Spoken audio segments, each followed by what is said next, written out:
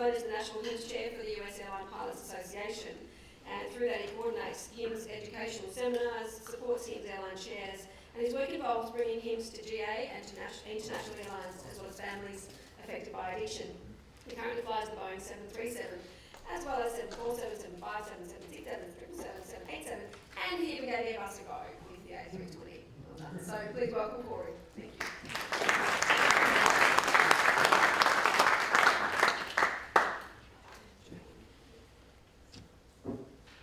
Hello everyone, that just goes to prove you can dress me up, but you really can't take me anywhere. My secondary addiction, hot tamales, those darn little tasty things, they don't work very well through your nose. So, being a good addict, I tried. My name's Corey Slone. I'm a Boeing 737 captain with United Airlines. I'm the National HIMS Chairman for US ALPA, but more importantly, I'm an alcoholic. I have 11 years, a little over 11 years of sobriety. I don't say that to impress anybody. I say that to hopefully qualify myself that what I'm speaking about today is not just words on paper and a program and something that came up 44 years ago in the United States, but it's been my personal journey as well. This program saved my life as well as countless others. We're up to about 6,250 now in the U.S. that have been recertified through the HIMS program, with about an 86% initial relapse rate. And the reason that rate keeps slipping, because a few years back we used to go brag around the world and we're like at 91%. Well, you know what? Drug testing's come a long way. We discovered that as much as we love to be Scouts honest as alcoholics, and why I can't believe nobody believes us, that when you trust yet verify with drug testing, you come to find out that, hey, not alcoholics are upstanding citizens in their community. So I'm here to speak to you today about, really in layman's terms, about addiction. What does it look like in the workplace? What can you do about it? And as the HIMS programs grow around the world and you actually start monitoring pilots, what does that mean? What does that look like?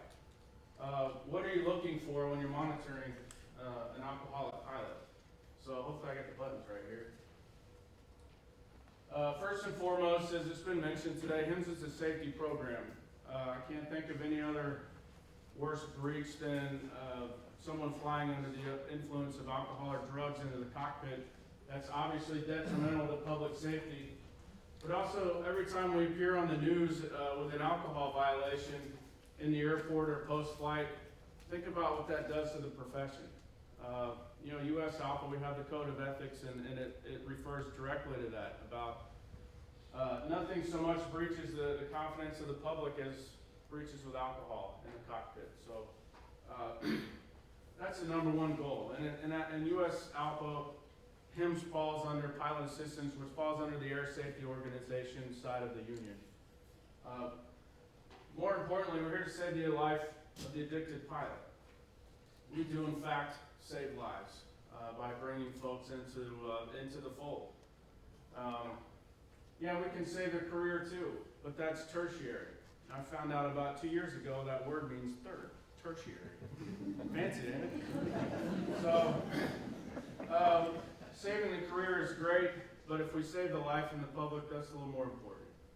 And lastly, I pushed really hard over the last few years to get a family support element involved. I look forward to meeting the flying families, lady here, Erica, I believe her name is, to try to get a component into the HIMS program for the other side of the equation. Anyone and everyone that this disease touches, it affects. Where it's a family relationship, a work relationship, it doesn't matter. This disease does quite a number, mentally and physically, on everyone that comes in contact with it. So we now have a resource and a couple of brave volunteers to be there for the spouse, the family member that comes forward and needs somewhere to go, needs some questions answered. We now have that experience from people that have been there, done that. HIMS is a voluntary program. If you're forcing people into the HIMS program, that's probably not a good idea.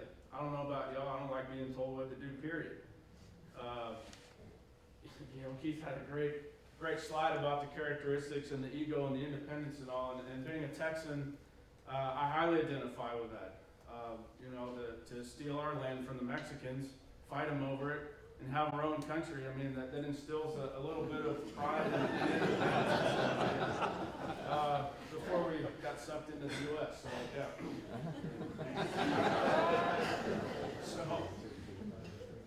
Again, in layman's terms, I'm not a medical health professional. I'm an alcoholic. So I'm speaking to you from that point of view, as well as my experience of working with alcoholics for the last 11 years. So, you know, it's a bit frustrating to kind of say, hey, what's an alcoholic look like? You know, do you see him in this picture? That's about how difficult it can be sometimes. We're a great Jekyll and Hyde group of folks. We present this, have our crap together. Hopefully I don't say any bad four-letter words. I apologize in advance. We have our stuff together.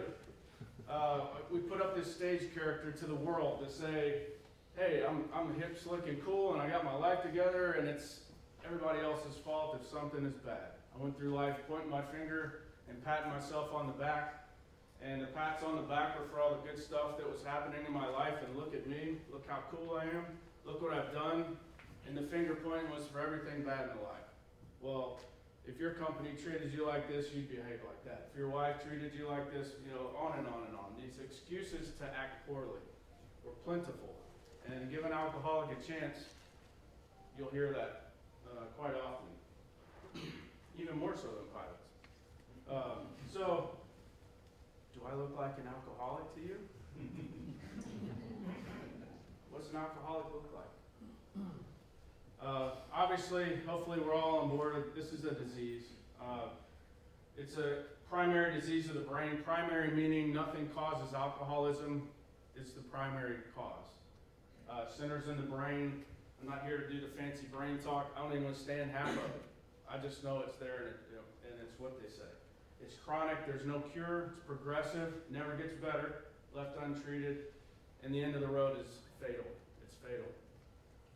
Death. So AMA classified, I think they were the leading folks back in the 50s to say, hey, this is indeed a disease. DSM-5's got a bunch of new fancy categorizations to say this is what alcoholism looks like. If you fit one of these 11 or 3 of the 11 or whatever it comes to now, 4 or 5, whatever. Stole this from the FAA, the Federal Air Surgeon slide, and this is what the FAA says it is. Any one of these 4. We have 4 classifications. Increased tolerance. I showed up to work drunk with a 0.15 blood alcohol content in Miami, thinking I was okay and just a little hungover. Sounds like a lot, huh? Is that increased tolerance? You bet. That's a primary symptom. It's the guy that sits around the bar and has about 2 to your 1, 3 to 1. The guy that gets in or gal that gets in on the layover after flying 17 hours, we're gonna go have some dinner and a few drinks, and everybody's just like, dinner and drinks. And normal people, normies, they have their pint or their whatever, their handle, and they might even leave about that much in the bottom. I can't stand that today. To watch somebody that much alcohol in a glass or a bottle, I'm like, you're gonna finish that, right? What's your problem? But they're the ones that suddenly the lights come on. And man, I don't care, I just flew 17 hours. I got a beer in me now, it's party time. That's what it looks like. That's increased tolerance. Manifestation of withdrawal symptoms, that's the DTs. Anybody shaking? Never had those. So, never had that. I'm not an alcoholic, right? Impaired control of use. Did I ever intend to stop before I really did? Did I get behind motor vehicles? Quite a few. Continued use despite damage to physical health or impairment of social, personal, occupational functioning.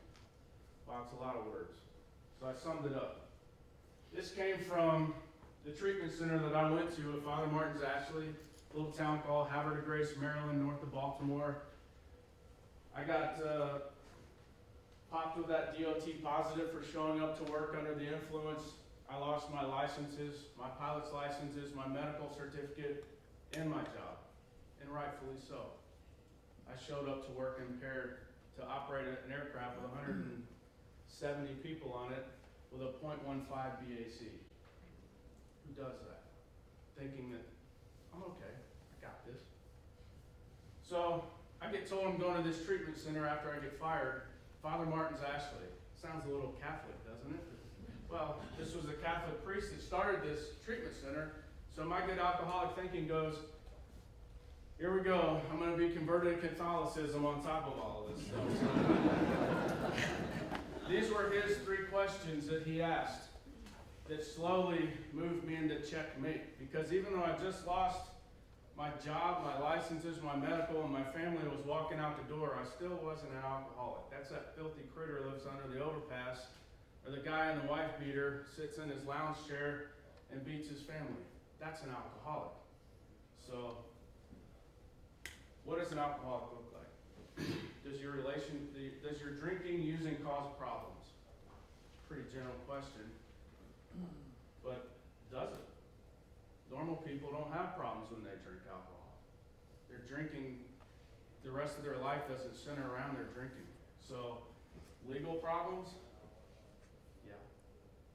Relationship problems. I ask this a lot. If I were to go ask your family or your wife or your friends how they felt about your drinking, what would they say? Employment problems. Got me there too. So does your drinking cause problems? Can you predict how many and what will happen once you start? Are you going to have 5, 6, 7, go to bed, wake up tomorrow, fly the airplane, be okay? Or are you going to start, all bets are off? I used to say, are you just going to have 1 or 2 and go to bed? Well, I never did that.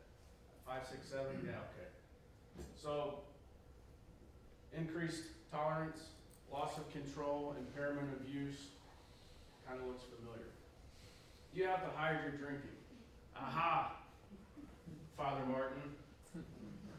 I don't have to hide my drinking. That's the guy sneaking out to the garage with the handle on the back of the toilet tank, snipping a couple of snips off of it and going back inside. I don't hide bottles around the house. Really? So, Corey, did your family know you were drinking when you got caught on your layover? No. Oh, so you're hiding your drinking. Checkmate. Geographically, I was hiding my drinking on layovers. I already swore the solemn oath to the wife I'd never drink again after the 1000th embarrassing episode of being out in public with her, and she'd had enough. So for 3 years, I appeared to be a good boy and a dry drunk, and I didn't drink at home. But after about 1.5 years, I started drinking on the road on my layovers. So, hiding your drinking? Check. Go even further with this. How many times have you ever been pulled over by the police? Oh wait, that happened here, sorry. How many times did anybody say, you've been drinking tonight? Yeah, how many you have? 2 beers, man. I've only ever had 2 beers every time I was in trouble with the cops. I only had 2. Too many. So, identification, how do we find these folks? This is what it looks like.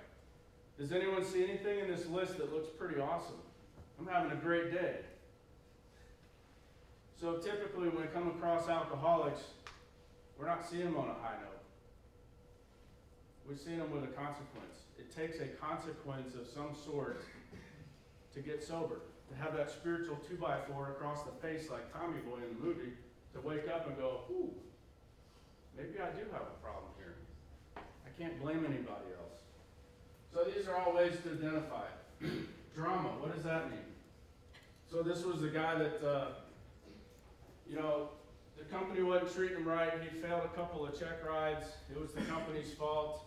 He was fighting the post office because they would deliver the mail during the time that he said that he'd fill out the little form to hold the mail. So he's fighting the post office. He's fighting the mechanic because they didn't fix his airplane right. I mean, just constant turmoil and drama in this life. Where I'm getting divorced on Friday, and Monday I meet my soulmate. I'm getting married on Tuesday. Something not quite right there. So there's always the self-report, sometimes identification, and the consequence is I woke up in my own pool of vomit and urine on the carpet on Monday morning after the weekend of partying. I'm done. That's pretty rare, that's why I put a little star next to it. Intervention. It's that word, intervention. Oh my God. We're going to show up in a van with pantyhose over our head, and we're going to knock this person over the head with a big book of Alcoholics Anonymous and put a bag over their head. They're going to wake up in this interrogation room. You know, for some reason, there's a stigma attached to this word, intervention. Do they work? Sometimes. Sometimes they need more destruction in their life to get sober. So, interventions quickly. Always do an investigation prior to an intervention. We don't act on hearsay. We don't act on the ex-wife or the girlfriend. You know, we take a little more time to look and see what's going on. We get a report on a layover of some atrocious behavior. We check hotel records, cameras. It reminded me, I was going to have a fancy video of my last DUI arrest, but the audio didn't work, so I decided not to show it for my video. Sorry, Keith. Crew member interviews. What I'm getting at is, you know, you can build a little more of a case other than, hey, we heard you were being a drunk idiot in the hotel. So do the investigation. This is probably if nothing else, leave here today with a goal of an intervention is not that really terrible TV show of where we're guilting this person into going into treatment. No, just get them evaluated. Get them to a professional to see if they do in fact have a problem or not. It's not to force them into treatment. You know, that typically doesn't last. Anyway, I don't think that show ever has the happy, successful person at the end of it. They always have this long paragraph of how many times they went back in and out or died. So we're just trying to get you to the professional evaluator. Have your day in front of this evaluator and say, do you have this disease or not? Do you have a diagnosis or not? And they come out of there with a diagnosis or not. If you got a diagnosis, okay, now we got something for you. Do you think you have a problem? Do you want this wonderful HIMS program or not? Yes or no? So, interventions, other than that crappy TV show, can come in many forms. Like I said, you can wake up in your own pool of vomit and urine on a fancy shag carpet in your house, and that could be enough. Pretty dang rare. Usually it takes that list of really sad moments in somebody's life to be an intervention. It identifies them, but it's also a form of an intervention.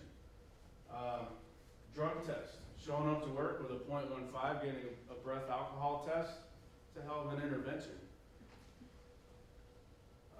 The family, to sit down and have a family or a full-blown professional intervention, absolutely, they do work. But as was stated earlier, hopefully we can get to them before that is necessary. And that can be the simple phone call, the shot across the bow, from the HIMS committee guy saying, hey, you know, hear your name more than once now about your behavior and your drinking. You got some fellow crew members that are worried about you. You think you might have a problem with drugs or alcohol. We have this great program. Let me just kind of lay this stuff out for you. What's your side of the story? And a good alcoholic, an hour and a half later when you get off the phone from hearing their side of the story, it'll be a beautifully spun story of victimhood and how everybody's picking on them. And by the way, who's ratting me out? Hey, that's not what we're doing here. We're just trying to get to the bottom of, do you have a problem or not? But it's a pretty simple intervention. Must be organized, must be by people who are important. Union, management, EAP, whoever that team is on your property. And have specific knowledge of use by the pilot. So the investigation's been done, you know, you You got the video, can't argue with the video. Whatever it is, you have the receipts, the timestamps, the key card from the hotel. Must be in a caring and non-emotional tone. As I just said earlier, I've had to be on the end of the phone with some of these alcoholics that are still in the throes of the addiction, and just have a nice level, non-emotional tone to say, hey, this is what we were seeing and hearing. Do you have a problem or not? And by the way, let me share a little bit of my story with you. Maybe you can identify with this. Don't let the addict have control. We're good at flipping the seat on you, flipping the picture. But there also must be a consequence at the end of the intervention as well. We'd like to have you go to get an evaluation. If not, here's what happens. If you do, here's what happens. Switching gears quickly, now into monitoring. So as these HIMS programs are growing here in Australia, and you have peer pilots, and you're now designated with this role of monitoring a pilot that has the disease of alcoholism, and what does that look like at work? And it's funny, you're intruding on my personal space, and you're violating my rights. Well, yeah, you're being monitored. You have a fatal, tragic, chronic, progressive disease that left unchecked, you're going to die and take maybe a bunch of people with you. Yeah, we're intruding on your personal, private life. Absolutely. Because the people in charge need to know what's going on in your life. So if you're a person that has a hard time with truth and facts, whether they're good or bad, whatever context or annotation you want to put with the facts, if you can't report facts, probably not the job for you. So communicate with the monitor pilot. In the States, that's typically at least a weekly phone call and a meeting with the pilot twice a month over coffee or at the company meeting or whatever. You can intervene with troubled pilots, give them the phone calls, shout across the bow, share your experience with them. Holding the pilot accountable. This is unacceptable behavior, or you're not complying with the HIMS program. Here's the consequences of your behavior. So again, what is monitoring? It's getting in their business. Asking questions like, well, what are you doing to stay sober? Oh my gosh, is that hard or what? That's pretty prying, right? What are you doing to stay sober? You're going to AA, what step are you on? Tell me about this step. I don't want to know, all the bad stuff you ever did in your life, but how did you work this step? Do you have a sponsor? Hard stuff like that. It's really intrusive, ain't it? How have you used recovery in your life? I bought a boat. Good pilot, right? Buy a boat. Of course, you got to spend $1,000 every few months for the boat guides to get it in and out of maintenance, and I was getting run around by the dealer, and in the old days, I'd just grab the guy by the shirt and pull him across the desk and drug him out in the parking lot. That's who I was. Today, I was able to sit and on the other side of the desk and have a disagreement without raising my voice and voice my displeasure in a mature and healthy way. Oh my gosh, is that recovery or what? Absolutely. But for a guy like me, I need AA and I need intervention and I need all of this extra class to help me live like a normal person because my brain doesn't work right. I don't think like other people. So, again, in the report, if you're writing reports in your program, it's just your opinion on what this pilot is doing or not doing to stay sober. What is going on in his life? Is the pilot drinking? Is he non-compliant? Is he sober and using tools of recovery such as not dragging people over the desk of their establishment to have a disagreement with them? Relapse warning signs. Is he going out with the crew to the bar, going bar hopping? I'm just having a little ginger ale on the side. Simon and I were talking last night, the old barbershop analogy. You go to the barbershop long enough, you're probably going to get a haircut. Why are you engaging in dangerous behavior, especially early on in sobriety? Do I go out to dinner with the crew? Absolutely. Am I going to belly up to the bar? No. This is a sample of a monitoring letter. Y'all are free to have this, use it, modify it. I'll have this presentation with Lori. Y'all can.